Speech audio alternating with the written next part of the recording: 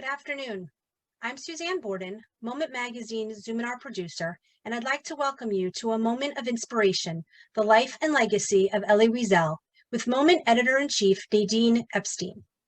Today's Zoominar is day 2 of the first annual Martha's Vineyard Jewish Book Festival, held in partnership with Moment Magazine, the Chilmark Library, and the Martha's Vineyard Hebrew Center.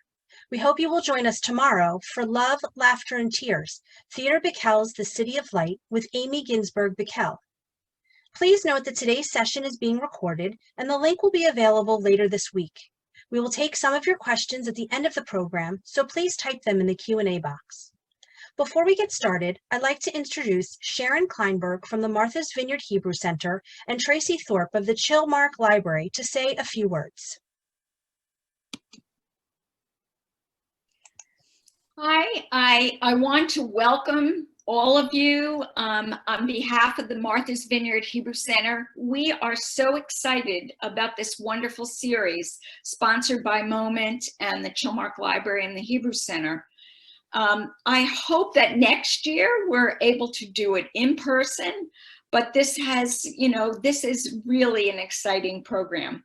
I know Nadine has connections to the Vineyard and has been coming here for many years.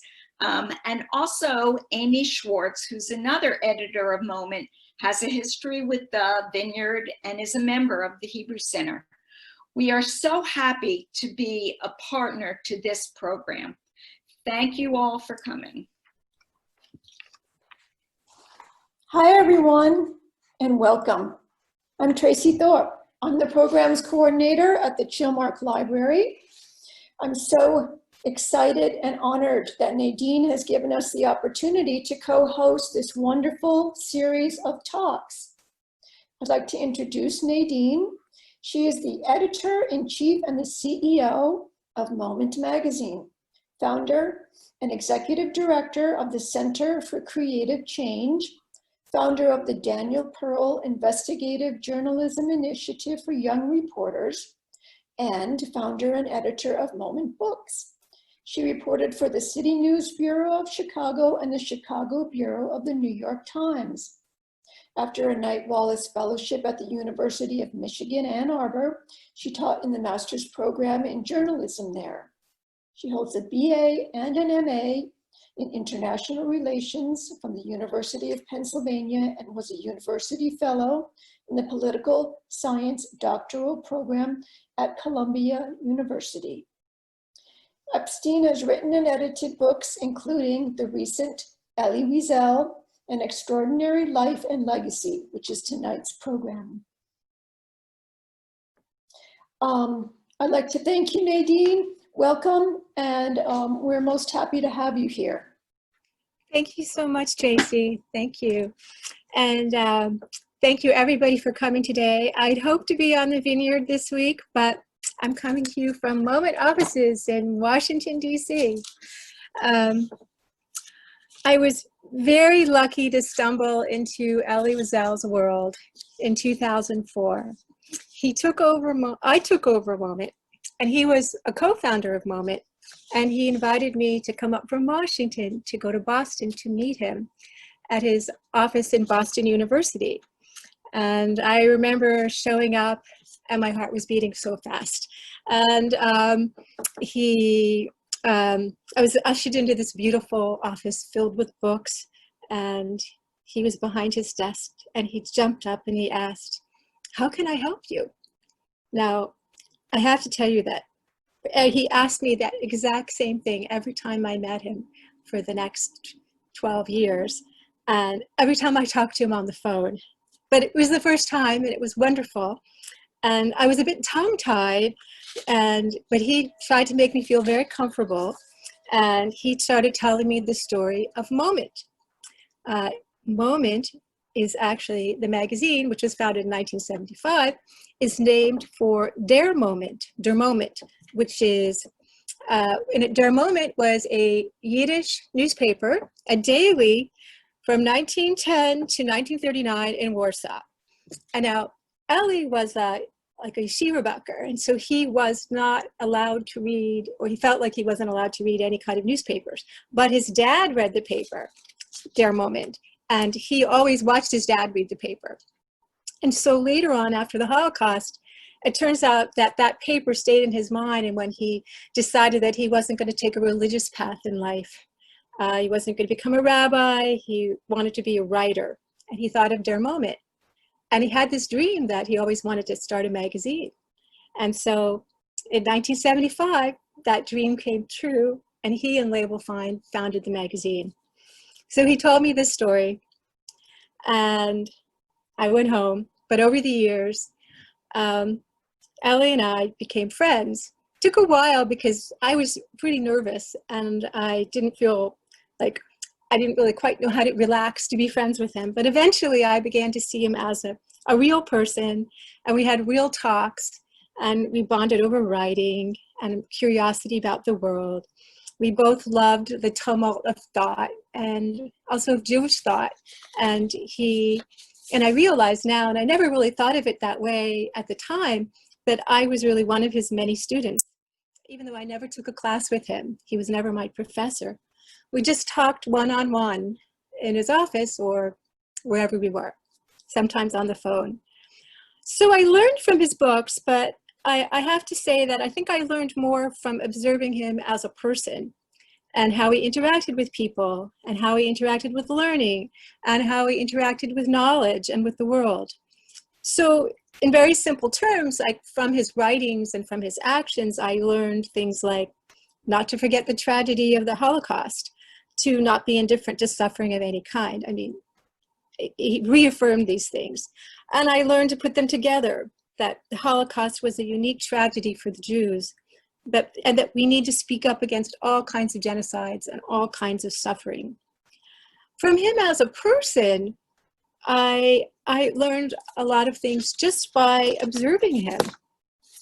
I learned from his insatiable curiosity to understand and to learn from different perspectives. I learned from his graciousness. He was always incredibly gracious and lovely to me. I learned from his unconditional encouragement and his warmth. He was very encouraging of my work with Moment, the way I was running it. I was new at doing this in the beginning, and he was very supportive. I'm sure he didn't agree with everything that I did and that we published, but he never criticized me. He always said, I'm so proud of you, Nadine. I learned from his ability to truly listen and to make someone feel heard, which is, I think, something that we're losing today. I learned from his authenticity. When I was with him, he wasn't daydreaming or thinking about something else or talking to someone else. He was with me. He was his real person talking to me. I learned from his discretion. He knew when to speak up, and as we all know, he often spoke up, but he also knew when to stay silent. And that's a very important, I think that's something important to know. And I also saw, and I hope learned from, that he never shamed anyone. He never humiliated people. And in my personal experience, and I find that to be an incredibly admirable quality. So let me tell you a little bit about how I came to write this book. After his funeral, I came home from New York, and I got into my office by myself, my home library in my house, and I just had to do something. And I picked up like one of his books from the shelf and started reading it, and then I could hear his voice again. And then I did some reading, but then I also just found that I would ask people I met about him. And often in the old days, pre-COVID, I used to travel a lot, and I took a lot of Ubers and a lot of Lyfts, and one of my favorite pastimes in the world was talking to Uber and Lyft drivers from all over the world and all sorts of backgrounds. And talking to people just everywhere, not just Uber and Lyft drivers, but people with all sorts of ideas about the world. And I noticed that a lot of people just simply don't know who Elie Wiesel is. I mean, maybe in our world, in the Jewish world, or in certain parts of the Jewish world, people know who he is. In people who've read the book Night, maybe in high school, know who he is. but there's lots and lots of people out there who have no idea who Elie Wiesel is. And then there's a whole lot of other people who know his name and they know he's famous, but they don't really know why. And then there's another strata of people who know he wrote the book Night, maybe read the book Night, but really don't know anything else about him. And and even in the Jewish world, there's a lot of people who really don't know much about him either. So I decided that I felt like we needed to share who he was on a broader level as an adult, not just as a teenager who was in the Holocaust having this horrific experience. And we needed to explore what his legacy was. I wanted to make him very accessible.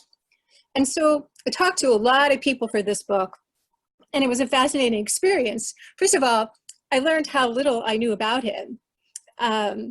Because, I mean, if you could look into anybody, you could do this with anyone's life and talk to 50 people about that person, you would learn new things. With Elie, it was a particularly fascinating experience to do that. As I also was just talking to amazing people. So this book was a labor of love. It took quite a couple of years to get out finally. And it turned into this sort of a bigger book. And it's such a beautiful book. So I'm going to show you a little bit of it. So let me just tell you, there was only supposed to just be a photo of him on the cover. But then as we started going through images and photos of Elie, well, he was so photogenic, and there's just so many gorgeous photos of him. So I got kind of carried away, and now there's more than 100 photos in the book. So it's a book that's beautiful to look at, I hope. And the other thing that you can see is that he has such an expressive face. And one of the things that you can see in the book is the evolution of Elie as he gets older. You can see that evolution through the expressions on his face. And I might mention that a little bit. So let me just show you a few, let's see if I can do this. Hold on a second. I'm trying to figure out how to do this. 1 second. Okay, so here, just again, I'm just going to stop and show you beautiful photos for a bit.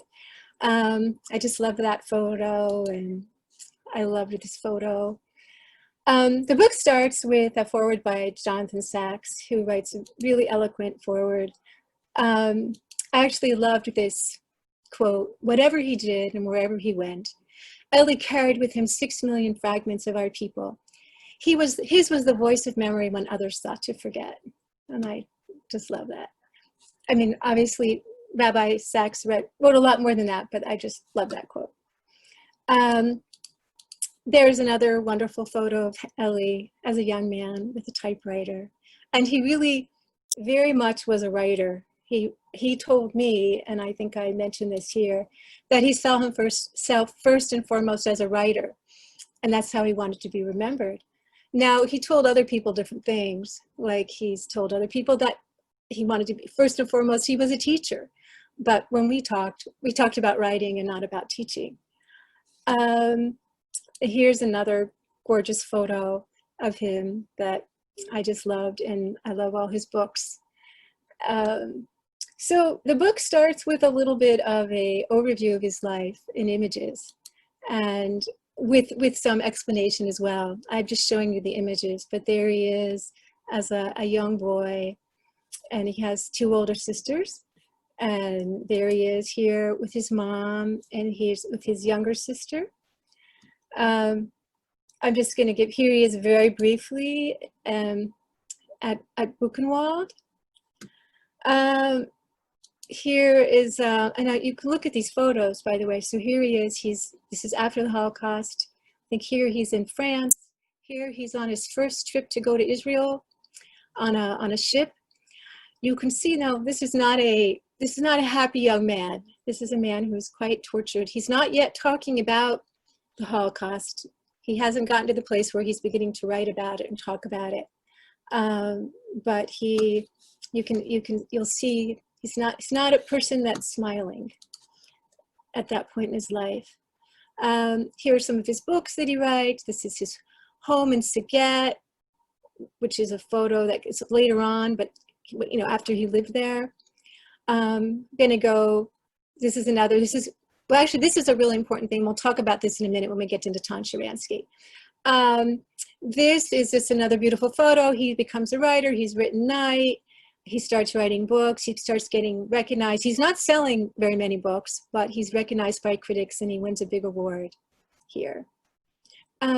So he's wasn't someone who was planning on having a family after what had happened in the Holocaust, but he does decide to have a family and he gets married, and that's Marianne and Elie and Alicia. Alicia's now grown up and has his own family. And actually just recently interviewed Alicia, and which is available at Moment's website, momentmag.com. Zoominars, where you can watch it. It's a wonderful, he's very eloquent, Alicia. This is actually the first issue of Moment that was produced, and on the left of the Moment magazine, the current Moment magazine, and in which Ellie writes something called Remembering, which was about the Holocaust. And that's actually an original Der Moment, right there on the right. Ellie did love teaching, and this is a picture of him teaching at Boston University, and he had so many students. Here he is. This is after Carter appoints him to the Holocaust, to help build a Holocaust Memorial. That's laying the stone for it. Here he is. This is an incredibly famous photo. This is when Ellie and other survivors are speaking out against, in 1985, when Ronald Reagan's going to go to Bitburg, and Bitburg has SS graves in it, and Ellie is saying, please don't go. Now, I've learned a lot about this photo in the background. Apparently, according to Alicia, he really tried to convince Reagan not to go without doing a press conference and without making a public statement, but he couldn't, and he had to do that. And of course, as we do know, Reagan did go and tried to, but went as briefly as he could to the cemetery. Here he is actually getting an award with from Ronald Reagan, which is right about the same time. Here he is winning the Nobel Prize, and there's Alicia, lovely photo of Alicia and Marianne. Here he is at the opening of the Holocaust Memorial in DC, the museum. He spoke at so many Holocaust survivor gatherings. He was really one of the early people encouraging Holocaust survivors to write about their experiences, talk about their experiences, because for many years most people didn't. Here he is. He's also very involved, in other kinds of, speaking out about other kinds of injustices and genocides. And here he is with George Clooney talking about Darfur. Here he is bringing Obama back to, I think they were at Auschwitz. There's just a very sweet photo. He takes Oprah back as well. Actually, this is a photo from his funeral, and with his cantor right there. It was a very small funeral. It was a private funeral, and at the funeral, I heard Ted Koppel speak, and I'll tell you a little bit about Ted Koppel's stories. He told some lovely, lovely stories about Ellie, but I'll tell you about that in a minute. So, and this is this was his gravestone. So the book I've interviewed different people in the book. I'm just going to stop at a couple of them here. Nachum Barnea is a journalist, a very well-known journalist in Israel, and he'd become very good friends with Ellie. Joseph Berger's writing a biography, that's going to be coming out next year. But hold on, let me go. Oh, this is wonderful, Michael Berenbaum. The language in Ellie's early books gave us all of us a new way to wrestle with God, to confront God, and to speak with the God of Auschwitz. Ellie showed us the abyss, but he never fell into it. Wolf Blitzer, turns out, also the son of Holocaust survivors. Sammy Bloch, who actually passed away just recently, he was another very active Holocaust survivor. I can't read all of them and go through all of them, so I'm just gonna Patrick Dubois, Father Patrick Dubois, I believe there is a risk that Elie Wiesel, the Holocaust, and other genocides will be forgotten. Elie was a light in the night for the whole world, not just for the Jewish one. We should remember him. Stu Eisenstadt actually played a very important role in Ellie's life of bringing him to the attention of Jimmy Carter, who appointed him to be part of the Holocaust Memorial Commission. Sonari Glinton was one of his African-American students at Boston University, and he has great stories. He talks about how Elie encouraged him to go into journalism, talking about taking a stand and speaking directly to people when they don't like it. And he feels that responsibility. And Sonari tells some great stories about how he was like a 11-year-old kid and he had to write a book report in Catholic school in Chicago. And he picks the thinnest book, the smallest, the shortest book. And it turns out to be Elie Wiesel's Night. And it turns out that book changed his life, and he went to Boston University just to study with Elie. Martha was his assistant for many years. Annette Insdorf was another friend of his. Ben Kingsley, the actor, carried Ellie's photo in his pocket when he was doing one of his last films, I think the Eichmann film. Ron Lauder, Mati Lazar is Elie was really into music, and Mati Lazar and some of the other people in this book were very involved with his music. So he was a really lovely singer. Bernard-Henri Lévy, Joseph Malavini is his cantor, and they were very close, and they also sang together. Kati Martin, each person has a wonderful story. Itzhak Perlman, Elie was the Jewish people's spokesperson. We needed someone like that. We needed a person to look out for us. Mark Padwal, an artist and a doctor who was very close with and he worked with. Again, Jeannie Black Rosenstaff tells a lot of really wonderful stories of growing up with him and their family. She's the daughter of Sam Block, and she has some wonderful stories and wonderful insight, and also shared with us in the book some of the photos of her wedding. This is her, and that's Elie and Menachem Rosenstaff. But anyways, Elie officiated at their wedding. And then photos of Elie, and this is all her family photos. Elie with Golda Meir and her dad. Elie with Arthur Goldberg and Yitzhak Rabin. This is Manny Rosenstaff. Kali Rubai, by the way, was a Palestinian student, a Palestinian woman who won one of Ellie's contests that he does for high school essay writings. And she was inspired by him. She's in the book to become an activist, and partly for Palestinians, working on behalf of Palestinians. Dan Shapiro, former ambassador, Natan Sharansky. Elie Wiesel wanted to be remembered for his work for Soviet Jewry as much as for the Holocaust. He viewed this work as a sign of what we Jews could do if we worked together. And so Natan writes obviously a lot more, but it's all very interesting. Kathleen Kennedy Townsend knew him, Oprah Winfrey, Ruth Weiss, ambassador from Germany, and now let's go to Alicia. So Alicia just shared with us some beautiful photos. Yes, so his dad told him, "You're my son, you can do anything you want, but you have to marry Jewish." He didn't really mind. He didn't mind if Alicia married somebody who was a convert, as long as they converted and they had a true Jewish soul.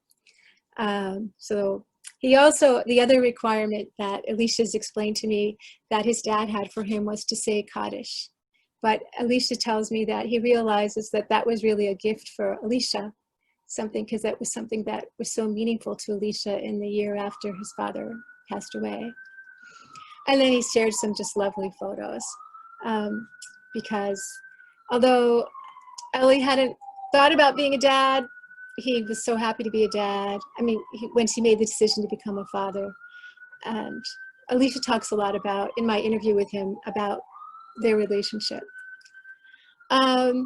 So this is just happens to be, oh, I love this photo. I couldn't resist including this photo. I love the period clothes and just the expression on his face, but it's from the same time, around the same time as he wrote this piece for Moment in Moment's first issue in 1975. And he brought, like, Label Fine brought sort of this kind of passion for social justice, and Ellie brought the memory of the past and what we could do with it. So they were like a wonderful forces together to create a Jewish magazine. We have a lot of wonderful speeches that we have. Oh, this is the original, the Hebrew Union College gave this to us. This is the original telegram that he sent to Ronald Reagan, he and all the other Holocaust survivors. I just love this photo because, you know, Elie was a real journalist, and for years he traveled the world as a foreign correspondent. Now here he's a little bit older, but he's in Bosnia, and he's often putting himself in danger. And, you know, he's wearing a flak jacket and a helmet, and he writes a beautiful essay for a moment that I just loved called "A Jewish Plea for Bosnian Children." I'm going to skip through a lot of these things here. And oh, here, the last time I saw Elie in his office, we were just fooling around, and he said, "Let's take a selfie." And we took selfies. So here were our selfies. I was very glad I had them because I had no idea that was going to be the last time I saw him, but it was.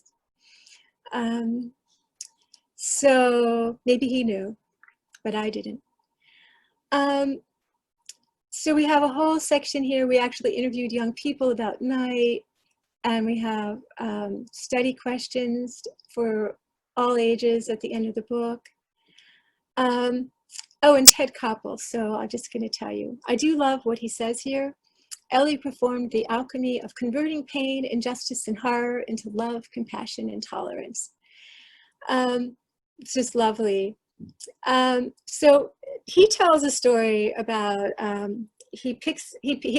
Ellie's doing some kind of talk for Nightline, a Nightline retreat, and he tells a story of picking up Elie, I think at Dulles Airport, and they're driving to wherever the retreat is, and Ted stops for gas, and he then gets out of the car and he pumps the gas and gets back in the car, and Elie goes, "How do you know how to do that?"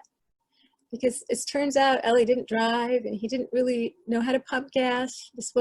He just had there were things about Elie that, like, just he was a man who thought. He was a thinker. He was a writer.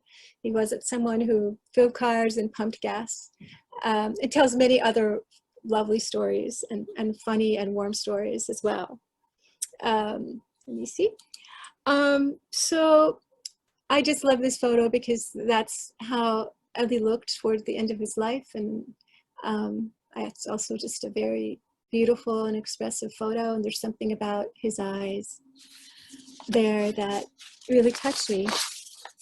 So Elie always wanted me to write a book, and this book is not the one that he and I discussed, but I'm really glad that I took a moment to write this, to work on this book.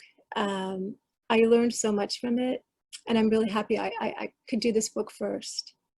And so I wanted to thank you for coming. If you have any questions, I'm happy to help answer them if I can. Thank you, Nadine. If you want to stop sharing, then we'll that would be wonderful. I'd have to see you. Thank you. Great. Thank you.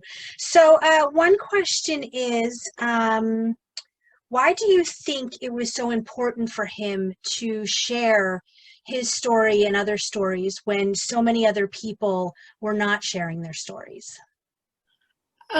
So there were a handful of people who early on told their stories, and he was one of them. He was encouraged by a famous French writer who had, I think, won the Nobel Prize, Mauriac, to tell his story. He wasn't going to tell his story. He didn't want to talk about what had happened, from what I understand. And he went to see this writer, and the writer, he told his story, a little bit about his life, and the writer, Mauriac, said, "You have to write this." So he was the writer was so impressed with Elie. So Elie did. And of course, Elie wrote the story first in Yiddish, and then in French, and then in English, and it was very long, and it took a long time to evolve in what we know as the book Night in English, the short book that we all know in English. So he had somebody encouraging him to write, which is, I think, special. So there were, like, early people like Primo Levi, other who were writing.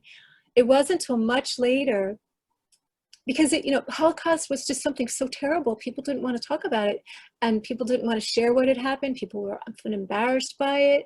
It was like pain that you kept to yourself. And then survivors might talk about it themselves, but they didn't speak about it even sometimes clearly with their children. So Ellie was one of those people who early on as a teacher was encouraging people to start writing about the Holocaust. And, which happened much, much later, really like in the 70s. And now we're in this period where, of course, so many people are telling their stories, have told their stories, and their children are now telling their stories. And their descendants are telling their stories. Their grandchildren are telling their stories. So, and I just think it is really important, because each story adds another wrinkle to what happened. And I've grown to understand that the more we know about it, and the more we understand, and the more open we are, and the more transparent we are about what happened, the better, the longer this will stay in the human consciousness.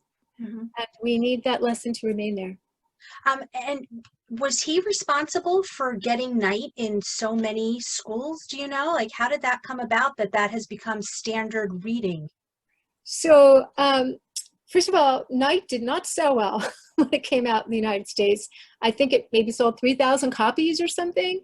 So it wasn't a big hit. And while he was a struggling writer, he was, remember, he was a foreign correspondent for Yediot Aharonot. So he was covering the UN.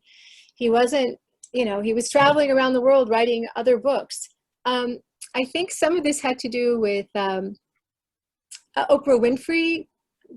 When she concluded the book as a book, I mean, I'm sure it became known, but I think that it went into a whole new level of popularity. I can't remember what year it was, if it was 2000, when she chose it. And then I think it got to a larger, wider audience. But I don't really know the process of how, if before that, it was already being read in schools, but I doubt it was being read on the same level it's being read today. Mm-hmm. Someone would like to know, was there any connection or meeting between Ellie and Rabbi Harold White? Well, me, because I love Rabbi Harold White, and we have a Rabbi Harold White fellowship here at Moment, and Rabbi White married me. But I don't know if they've ever met, to be honest. I don't know that answer, and I don't know how to. They're both gone now, but I can ask around. Okay. I don't remember them either of them ever telling me that they had met. But as we all know about Rabbi White, he almost met everybody, so it could be. Do you know if his sisters and his mother survived? When you showed the picture earlier. Oh yes. So his mother and his younger sister were killed immediately when they arrived at Auschwitz. But his two older sisters, as it turned out, did survive. And he didn't know that, and they didn't know he had survived. But he was in an orphanage he was like 15, 16. He was in an orphanage in France, and somehow his photo was in a newspaper, and one of his sisters, who was living in Paris, saw it, and they were reunited. The other person I didn't have a photo of is his father, and his father, of course, is a big part of Night, because they were both males. They were together for almost the entire period of their incarceration and the march, but his dad died shortly before they were liberated. So in what was a personally great loss for Ellie. Did he talk at all about his parents, like pre-Holocaust? Anything about them? What he learned from them, or well, growing up? he often talked about, and not just to me, but in his writings and his books, about how his idea of, like, he really felt, he was inspired, he felt like he needed to carry on, the tradition, the Jewish tradition of his parents, that was so important, and Judaism for his parents. Like, he wanted to, that he thought he felt like he didn't do anything special to survive. It was just an accident of fate. But since he survived, he wanted to carry on Judaism and carry on the Jewish tradition, and he did that for his parents. And he, I think, gave that same, certainly taught that to his son, to Elisha, who has done that with his own children. And I know we have seen from the Zoominar we did with him some beautiful pictures of Elie with his grandchildren and how much he enjoyed spending time with them. Yes, he did, very much so. And I talk about that in Elie, in the book. There's a little story about how because I had done an interview years ago with Elie after he wrote the book Open Heart. He talks about how he basically almost died several times in the Holocaust, when he was hit by a taxi in Times Square and almost killed. Third time when he had open heart surgery, I guess, again, I don't remember exactly when, not that 10 years ago or something, maybe less. And that when he was in the hospital, his then still very young grandson came up to him and said, "If I loved you more, would you feel better?" And he told me, he goes, "Well, yes." He knew, he just couldn't help but say yes. But anyways, he tells this lovely story, and much better than I do, but it's in the book. How did he respond to Holocaust deniers?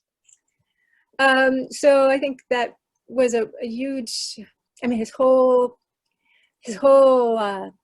one of his main missions was to help people understand, remember, not forget the Holocaust. And I think he took that pretty personally, Holocaust denying. So I think that all of his work stands to be a statement to Holocaust deniers. And of course, he actually was, assaulted by a Holocaust denier, which I think was something that was very affected him greatly later in life. Mm-hmm. Elie taught the world so much, but is there any particular lesson that you think is just as important now as when he taught it to people when he was alive? Well, one of the lessons that I just take from him is that we have to really listen to one another, and that we have to respect each other's opinions, and that we have to not always, it's important not to be silent. It's important to speak up, but also that we can have some discretion in that as well. And I feel like we, in our very polarized environment right now, polarized in so many ways, that is an important message. It's one that it's one of the things that I take from him. And also to be gracious. Graciousness goes a long way in being an antidote to polarization and the kind of anger and rawness that we see in the Jewish community, and that we see beyond the Jewish community in the world right now. Mm-hmm. Well, thank you. I think we're going to end on that note.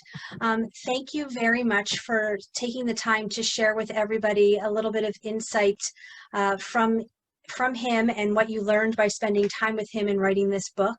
I want to let everybody know that this book can be purchased from the Moment Magazine website. It's momentmag.com. And we hope that you will join us again tomorrow for our session with Amy Ginsberg Bickel about Theodore Bickel's life. And if you have I wanted to thank Tracy and Sharon. Thank you both very much for joining us and sponsoring this program today with us, and we will see you tomorrow.